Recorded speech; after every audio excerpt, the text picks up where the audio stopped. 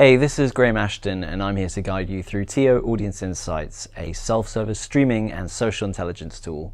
With this platform, you'll be able to analyze streams and content from a curated list of over 35,000 Twitch channels and monitor the social media accounts for the top esports teams, allowing you to ultimately plan the ideal partner for your platform or business. This is what I use to put together our weekly roundup on Twitch and can be used to monitor esports tournaments, new games on Twitch, and as you'll see, a lot more besides. So to start off, we're going to look at streaming channels, which you can display based on whatever criteria or filters are most relevant to you. So here we have the main dashboard, and I'll just kind of walk you left to right of what we have. So here we have the date range, so you can basically show all the broadcasters from a specific start and end point. Right now I have it set to the current date and the beginning of September.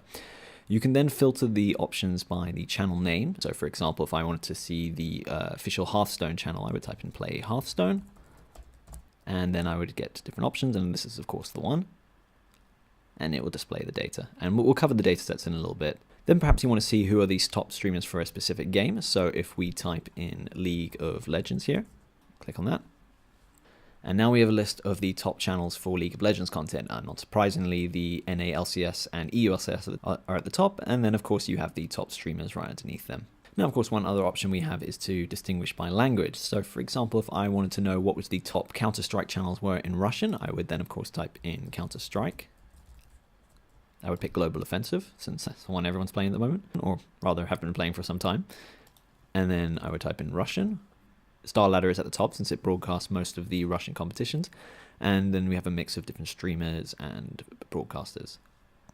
There's also the option to reset the filters at any point, and we're now going to dive into the advanced filters. So this is probably a good point to point out the actual data sets that you can see. So the different parameters we offer are followers, maximum concurrent viewers, average concurrent viewers, total airtime, and total hours watched. So let's say, for example, you only wanted to focus on these streamers with a very low follower count for a certain game.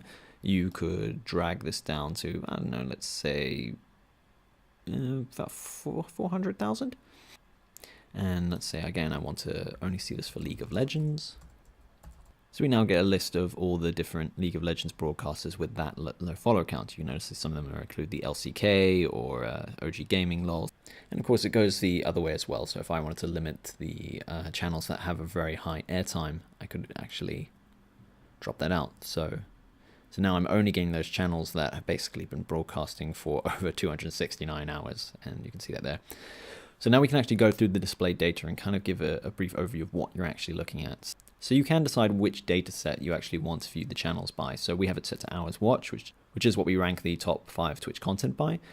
And actually Shroud, who's been the top streamer for several weeks now, is at the top for the whole of September. And we see that he's had 7.7 million total hours watched. And underneath them we have the recent DreamHack Malmo competition, which so far has been the most highly ranked esports competition.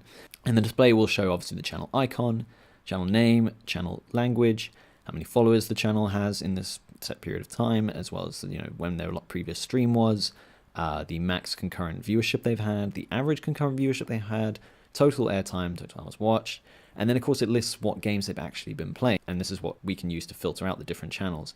And one thing definitely worth mentioning is the fact that you can of course export these results, so you can export the top 100 channels for your given date range. It can be done in CSV or XLS.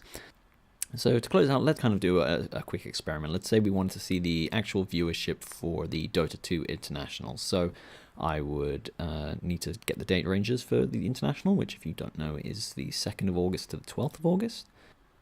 So we can actually see the Dota 2 TI and Dota 2 TIRU are at the top. But I want to limit those down a bit more to see all the other channels. You need to have a space between Dota and 2, of course. Right, so we have a massive list of all the Dota 2 channels, and I'd say we only wanted to see those Dota 2 TI. So now we can see basically all the ones. So let's say, for example, I wanted to see how well the newcomer channel actually did. This was a channel that allowed literally newcomers to Dota 2 to learn the basics. So we can see that over the course of competition, we can see that it had 207,000 total hours of viewership. It had a maximum viewership of 9,300. Let's say I wanted to know how well the competition did in So, I mean, one issue we have here is that some of the channels they didn't actually state their language they were using, but that's okay, because if you have the list of channels, I can then see what it is in Spanish, and of course the Spanish channel's right there.